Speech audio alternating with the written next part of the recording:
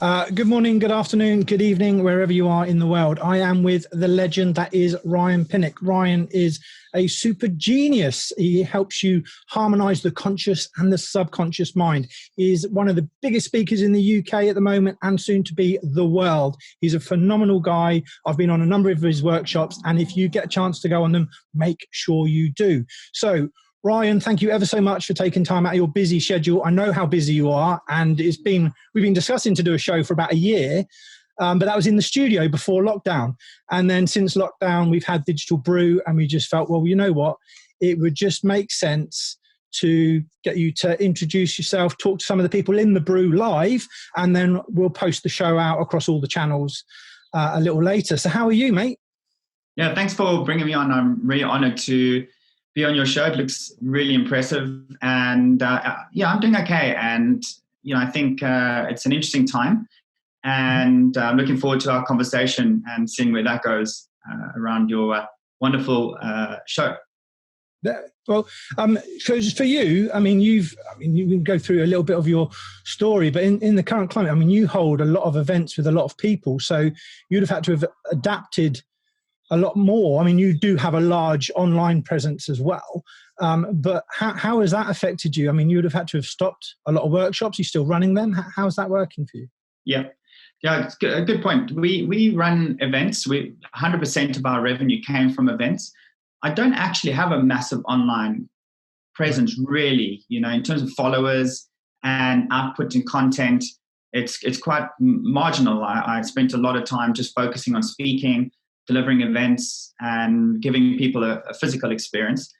Mm-hmm. And through what I experienced in 2008 and a little bit of what I shared with you in our workshops around intuition, having awareness, we actually made some changes in the business relatively quickly and decisively when it became obvious that things were changing. So our business is in a good position. We spent pretty much the first 2 weeks of the world changing, just serving our existing customers, including those who are due to attend events.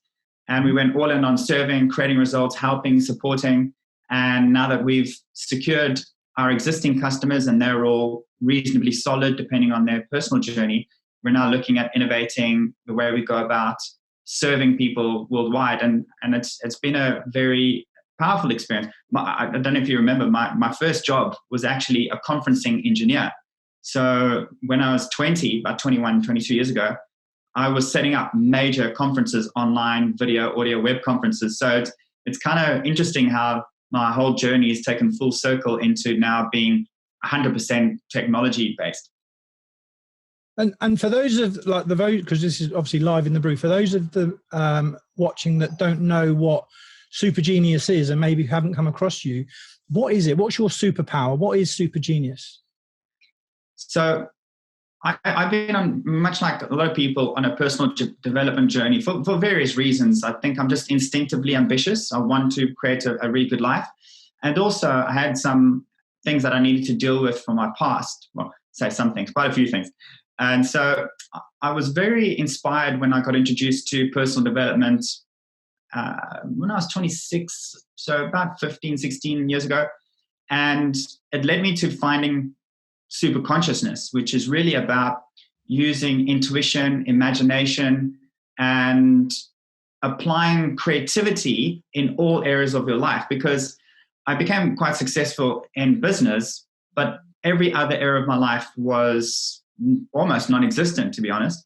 And I then realized that I had a natural talent for entrepreneurship, but I didn't have a natural talent for relationships or happiness or any other area of life. And I couldn't actually replicate my natural talent in business in other areas of life. And when I learned Superconsciousness, and I learned about intuition, and I learned about mastering the subconscious mind, and the fact that we have a higher form of consciousness that we can actually access, if you will, almost like a 24/7 life coach, which I call genius. That's when things started to really escalate for me, not just in business, but in every other area of life. So my superpower, if you will, I like that expression, is superconsciousness. Okay. And it is really powerful, isn't it? Because a lot of people, and I know myself personally before when I met you and I went on your courses, it was probably a bit sort of like, is it real? Okay, maybe just looked at the profile. And in fact, this was actually before Success Leaves Clues was properly born. And it was after I'd spent a lot of time with Grant Cardone and those people. And people used to, when I was in the workshop, everyone called me Mr. 10X because they didn't know who he was. And I had that badge. And that's where the Success Leaves Clues lion came from, funny enough, because, but in your workshop, so many people kept saying they saw a lion and they saw that I'd had a conversation with 3 lions the night before, which they would never have known. And these are people who I've never met, and I didn't have the social media following that we have now or any of those sorts of things. And it unlocked the lion. And I think in day 3 or day 4, when you had to worship yourself rather than other people, completely broke me. I didn't know if I was alive, if I was dead, where I was. And it was actually when I saw you on stage at Expert Empires that after I'd got cancer and things that you broke me on stage when you started going through some of your stories. So I was like, whoa, okay. And yours is very different to all the other experts and coaches and everyone that are doing things now, because yours is very specific on the subconscious mind and harmonizing the two, which is fascinating. So let's go back to how did you get into that? Where did you start in that journey? The honest answer is desperation. I was when I started my entrepreneurial journey, I got into real estate. I went to property seminars and I tried a few other seminars and I went, I really like property investing. So I got into that. I actually bought quite a few houses for myself and created a level of success that I was always thought was impossible. But then I made one mistake and that wiped me out, which coincided with 2008. So I actually wiped myself out 6 months before 2008. So I had like a double recession. But what then struck me was that I was trying everything that people were saying in personal development. I was doing affirmations, vision boards, positive mental attitude. I was taking massive action. And I felt like I kept going forward and then backwards, forward and then backwards, and up and down and up and down. And just through sheer stubbornness, I just, some part of me decided that I'm going to be successful and I don't care what it takes. And I then got introduced to Hermetic philosophy and I got introduced to superconsciousness. And when I found out about some of the laws of unconsciousness around the fact that when we go through our childhood, whether you've got a good or a bad childhood, we start to form beliefs and assumptions about how the world works. And unless we get those healed, then those are going to keep holding you back, as well as then raising your vibration and raising your curiosity and focusing wholeheartedly on your gifts and talents. When I learned those 2 points, I was like, that makes sense. When I did really well, I focused on what I was naturally good at. When I made mistakes, I tried to do something to copy someone else in an area that I wasn't talented at, if that makes sense. So I guess my stubbornness and in combination with sheer desperation throughout my whole life just led me to finding what I felt would help me create results on a consistent basis. I never actually intended on teaching it because much like yourself, when I got introduced to it, I was a bit like, this is, for the fairies and unicorns, and it's not really my type of thing. I'm actually quite a rational person. I love maths and science at school. I studied engineering. But it's one of those things where every time I applied what I was taught in superconsciousness, I got a result. And I was like, hang on a second, the proof is in the pudding, so to speak. So let me try and apply this in business. Let me try and apply this in other areas of my life, because I was actually taught it as a spiritual methodology. It was about spirituality and fulfillment, which is important in life, but it wasn't taught in the matrix of the construct of business and relationships and other areas of life, healing, health, etc. So I was like, cool, let me try and break this and prove that it doesn't work. Not because I'm a negative person, but because I like to test things out. I'm maybe a scientist, in that sense. And I just kept getting results. And I was like, wow, this is cool. And I then just thought, you know what? I just want to help people and share this with other people. And so we've been teaching it for about 6 years. I've been practicing it for about 11 and been teaching for about 6. And I think we're really now got to a point where we've got a very solid nucleus of people who've been practicing themselves for 1, 2, 3, 4, 5 years, and they're getting phenomenal results. So, just want more people to unleash their super consciousness and quieten down that part of themselves that's holding them back, which we all have, by the way. Yeah. And you said earlier, you said about vibration, and for those that don't know what vibration is, what is vibration? What does that mean? What is that? Yeah, cool. So I studied electrical engineering, and particularly software design, digital applications, and light electronics. And I've got the picture in my mind now. We probably spend 40% of our time with lots of meters and frequency meters and so forth. And effectively, we all have an energetic body. I mean, we're all energy by science, right? And everything in life is energy. And every energy has a frequency and a vibration. So effectively, we're like magnets. We're like radios. I'm Ryan FM. You're Ricky FM. We emanating a frequency the whole time. And so what I've learned, which is what I think the law of attraction was trying to teach, but for some reason, and no judgment, they didn't actually get the whole story in. So effectively what it is if you can, in some way, shape or form, and there are many ways to do this, raise your vibration, your frequency, you're literally tuning who you are to a higher vibration. And guess what happens? You start thinking better thoughts about yourself. I used to be very negative towards myself, hypercritical. In my childhood, I had a lot of pain. I used to blame myself for a lot of what happened in my childhood.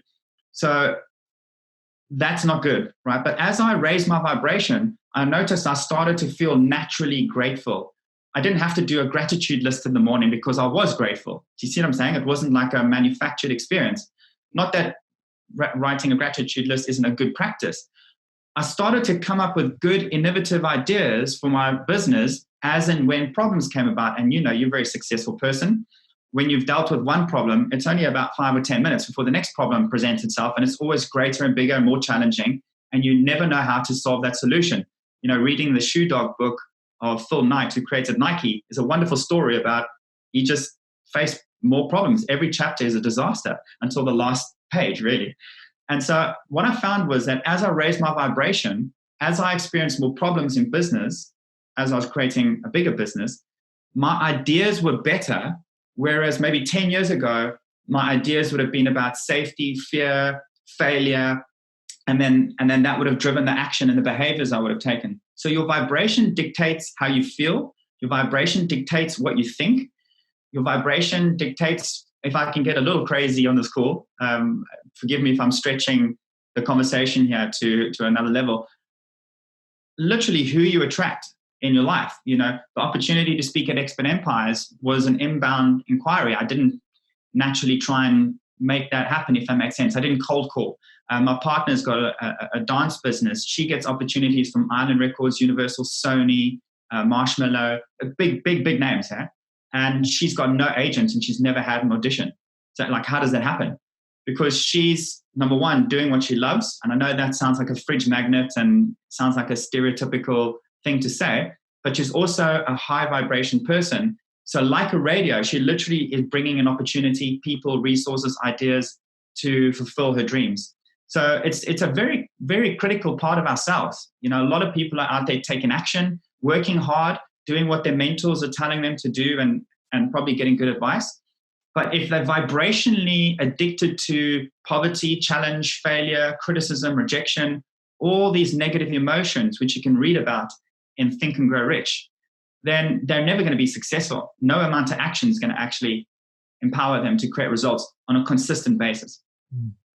Because they're worrying about it, isn't it? They're focusing on the negative in the fear that, if they worry about, say, paying the mortgage and they have to earn money because they've got to pay the mortgage, they won't pay the mortgage because they're focused on the negative. Whereas if they were like...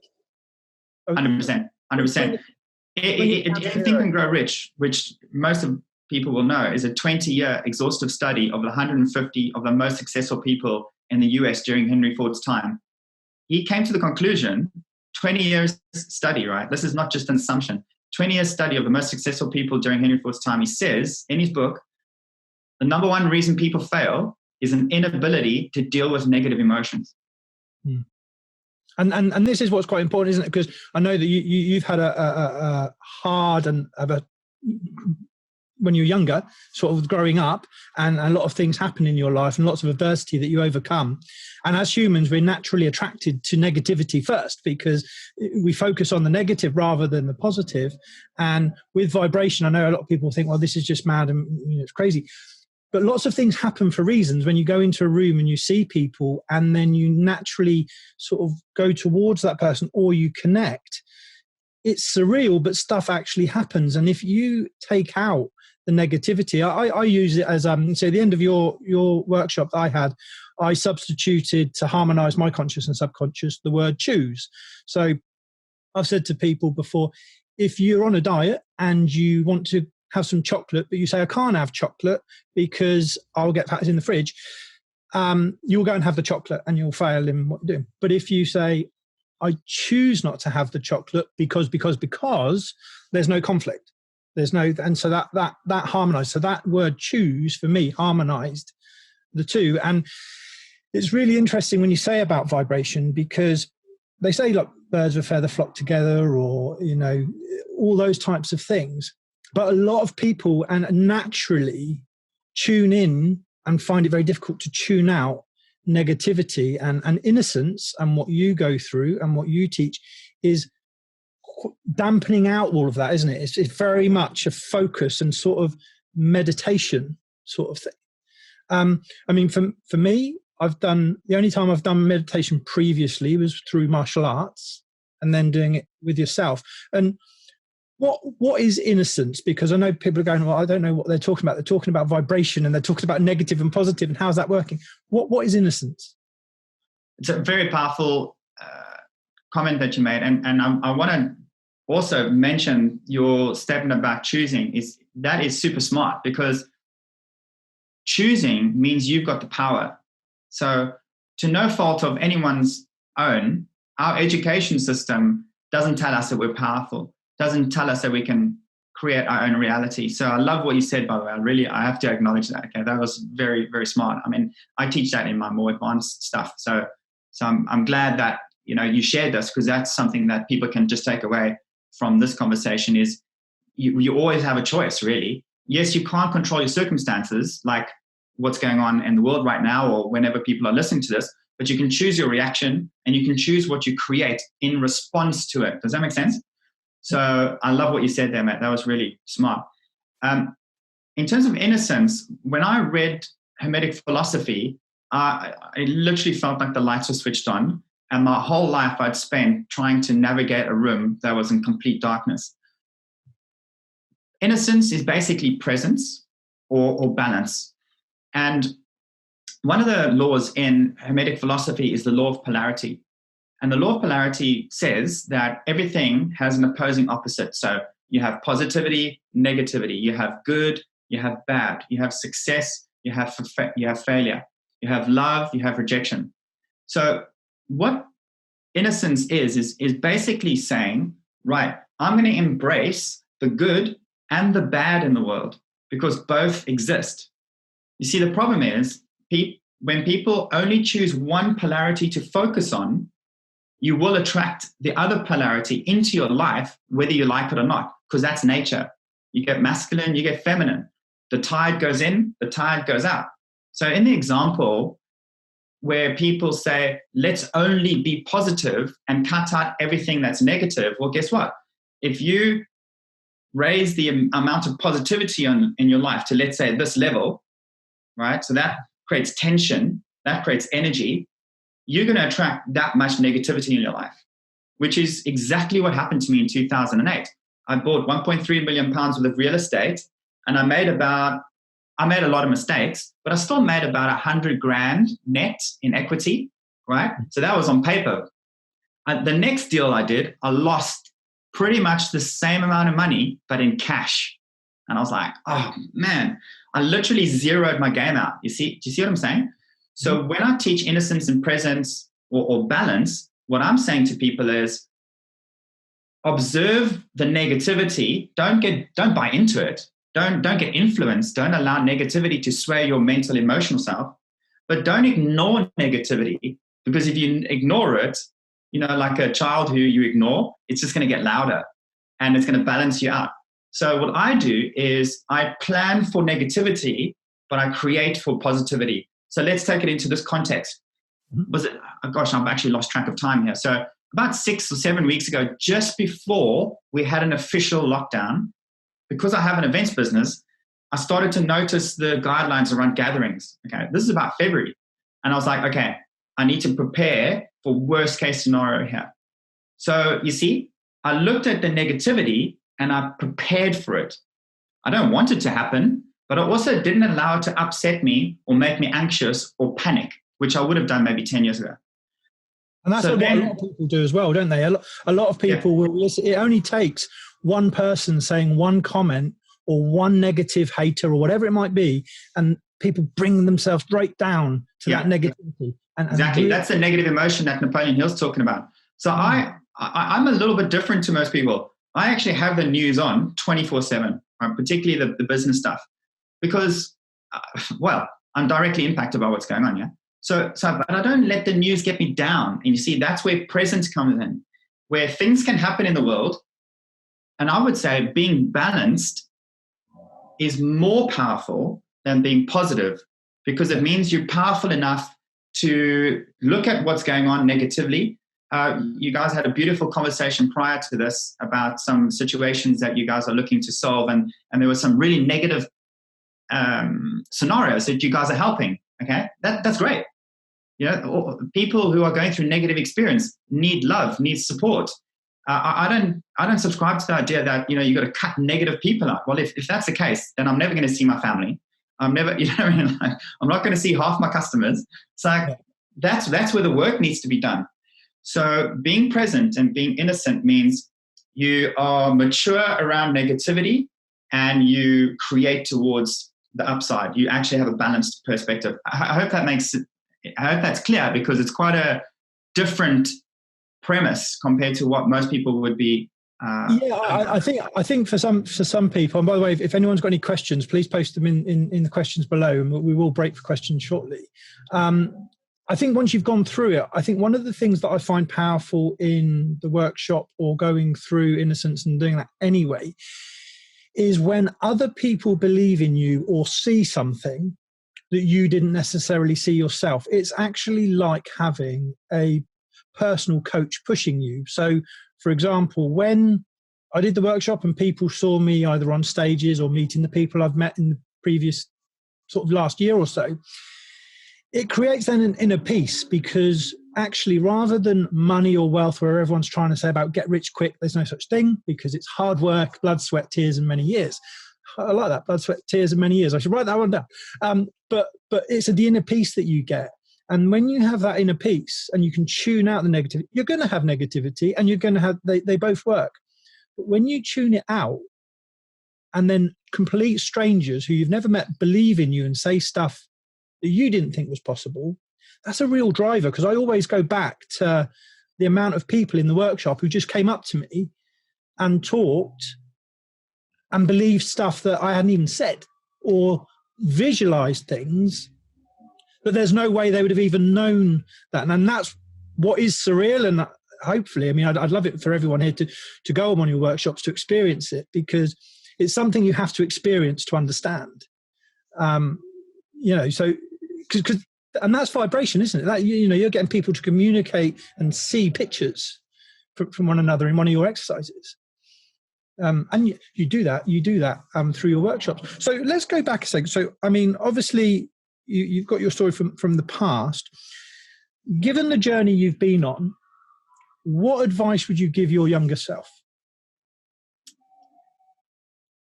It's an interesting question, because I think that my answer would probably change on a daily basis. And I'm in the process of writing a book, so I'm really immersed in my story right now.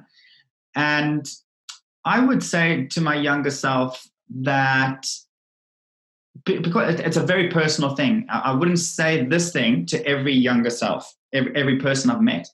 I would just say to my younger self specifically and again, this is not a generalization, I wouldn't say this to every younger self, I would just say, listen, it's not your fault. You can create whatever you want. You just need to believe in yourself. And that's all I would say. Yeah. Okay. And what does success look like for you now? Success looks like for me, one day seeing Liverpool actually lift the trophy. That's really important. But let's look at something more achievable. So for me, honestly, I've learned a tremendous amount in the situation we're going on right now. There's a lot of sadness in the people that I know right now. My dad's in a care home. My mom's got emphysema. So it's a surreal experience for me, as I'm sure it is for everybody else. But then if I look at my own life, I've started to really appreciate happiness over the last 6 weeks. I've really appreciated spending time with Danny. You know me, I work very hard. I was probably spending sometimes 5, 6, 7 days a week on stage, almost every week. And I've kind of reevaluated what success looks like for me. I would say, can I help as many people as possible in a way that's affordable to them, where they get a consistent end result, such that I still remain happy, healthy, and my relationships are balanced and being nurtured, and I get an opportunity to do track days around the world. So that's what it looks like for me. And don't you find, I find it really interesting. I've called on some blogs and some of the things I've done. I've called COVID-19 everybody's cancer, because it's made everyone stop, and it's made the world stop. And I think some of the most busiest people that I know, and personal friends who are just so busy, have literally paused for life, and then suddenly had a complete reality check on they've started writing the book they were never going to write, or they've written the article they were never going to produce, or produced a video that they weren't going to do, or actually just spent some time with the family and they've enjoyed it. And I think the fact that the world has literally paused and then started to rotate again, everyone's reevaluated what's important to them. So I think it's really interesting, because you, like you said yourself, you're always on stage. You're here there, to get you in an interview or a discussion was like windows were blocked all the time. And then it was like chatting maybe in an evening dojo, in an evening session that you have. And then all of a sudden the world's paused, and then people have got time, which is the most valuable commodity. What advice would you give someone right now who maybe is going through pain or adversity or struggling with this current scenario? This is one answer that's relevant to every single person. And it's still a truth that will, I think, resonate throughout the work that I teach for many years to come.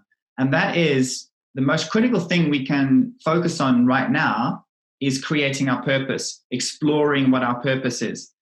And for those people who are being confronted and challenged and really, facing adversity, either because of health, finance, or maybe a combination of those, or maybe loved ones are going through a difficult period, I would strongly recommend people read A Man's Search for Meaning by Viktor Frankl. If you've read it before, read it again, and watch Invictus, which is Clint Eastwood's film of Nelson Mandela. Because those two films, the film and the book, indicate the power of focusing on, let's say, a mission in life. Viktor Frankl's mission in life was to survive the Holocaust so that he could rewrite his life's work, because it was actually destroyed when he was captured. And Nelson Mandela's mission was to unify South Africa and create a rainbow nation of South Africans, as opposed to whites, blacks, mixed race, etc. And you see, the thing is, purpose beats everything.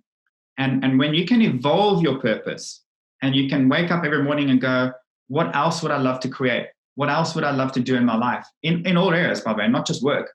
Mm-hmm. Then what you'll find is, according to the Invictus poem, which is what the film is based on, your unconquerable soul will start to give you inspiration, power, and intuition around what it is you can possibly create and do to achieve your outcomes. So when all the chips are down, when you've got no money, when your physical body is really struggling, when your mental body is really struggling, when your emotional body is maybe just completely depressed, angry, frustrated, or anxious, your soul, your spirit is unconquerable. I know you're a big sports fan. I use sports a lot in my examples. You look at Leicester City, that team, when they won the Premier League, weren't the best team on paper, but somehow Claudio Ranieri created a team spirit that led them to achieving the unthinkable. More recently, you saw the South African rugby team win a World Cup when on paper they weren't the better team. But the spirit behind the team, the fact that it was the first Black South African to captain a South African team, period, and then also captain a South African team in a final, well, they really embodied the spirit of South Africa, which made them play their socks off. They literally demolished the English, as you know. So they created that performance to help them achieve greater than what they were capable of by relying on the unconquerable spirit. And you trigger your unconquerable spirit by committing to a purpose that's, really close to your heart. And I think that's one thing. Actually, thinking about it now, that's one thing that you do in your workshops. You take busy people who have lots of stuff going on and pause them so that they can then think about what their purpose might be. And they don't know maybe what their purpose is, or they don't know and they don't see either visuals, or maybe they hear sounds. But for those that haven't actually stepped back, it's a time where they just have for them, isn't it? And funny enough, through the workshop that you do, as someone who's very creative and sees in pictures, when you suddenly clear that, it's quite hard to visualize stuff because you have all these blockers, because you break it down, don't you? And I really do hope people come on one of your workshops to experience it. You're doing a great job selling it, mate. Do you want a job in my business? You want to work for me? You're a better salesperson than me. To make me cry, no, people don't do that. So that completely broke. But you see, the thing was, after I came out of it, that's where personally I've always been a caged lion. Okay, there's been the frustration of that. That's what I've always had. And after I did it, the cage was open, the lion was released. That became the logo for Success Leaves Clues and the various other people I've met. And then it was helping other businesses, but not from just financial, just helping so that my kids can have a better future. And that, for me, I'm grateful for you, because I've never actually felt that in a piece. And I personally think that that's the most powerful thing for a lot of people to have. Like, having cancer was one thing, but going through the workshop and understanding conscious and subconscious and having the inner peace has generally made you sort of feel nothing else matters. I know Ian shares his story, and loads of people share their stories. I'm going to ask you one more question before I open it to everyone to ask other questions. What do you want to be when you grow up? A MotoGP racer. A MotoGP racer. Yeah. If God said to me, Ryan, you've got one chance, right? You can reset your life and you can come back as anything you want, I would be a MotoGP racer. But other than that, I'm actually living and doing what I love. I do ride my motorcycle. You know that when I talk about purpose, I don't just talk about work. I talk about what is that fun thing that you do that's selfish, doesn't make money, and isn't about helping other people. Well, mine is motorcycle track days. And I think it's really important that people be honest about what it is that they can do for fun. You know, we're all great parents. We're all very successful in our businesses or in our careers or working towards that. We're all focusing on our health, you know, depending on your values. But what I found strangely, and totally can relate to this, what I found strangely is that if there's one thing that most people lack is that fun, blissful activity that you just do because it's fun. And so, you know, I do that. I wish I could be a little quicker. You know, I've got a mentor that's helping me ride my bike faster. And, you know, when I ride my bike and we do that, I honestly feel like a young kid. And I think, apart from being a MotoGP racer, I sincerely, when I grow up, want to just give everyone a taste of joy and fun and purpose. And if I can just do that in a small way, then I'd be super chuffed with what I've achieved. Who's your favorite MotoGP rider? Oof, that is a difficult one. I don't actually have a favorite rider, but I really, respect Rossi. I respect Marquez because of he's an absolute genius. He's reinvented racing. I'm more a brand person. So as you might see, I've got a little book over here. So I love the Ducati motorcycles, and anybody who rides a Ducati motorcycle will get my support. Okay, awesome. Well, Ryan, thank you ever so much for coming on and sharing what you have. And how can people get hold of you? I mean, I'll put a link below anyway, but how can people get hold of you? Yeah, I'm on Facebook, LinkedIn, Twitter, Instagram, across all the networks, TikTok. And if you just go at Ryan Pinnick, RyanPinnick, you'll see me there. And I'm sure I'll be producing even more content. Now we've got the time to do that. And more than happy to see how we can possibly serve people. We're very interactive. We love the connection. And you can join our communities and hopefully get a little taste of what we're about. Okay, awesome. Thank you, mate. So thanks again for joining us. And I'm going to stop now, and then we're going to break for questions for everybody who's in the brew. So have a great afternoon, evening, morning, wherever you are in the world when you're seeing this. And we look forward to catching up with you very soon. Take care.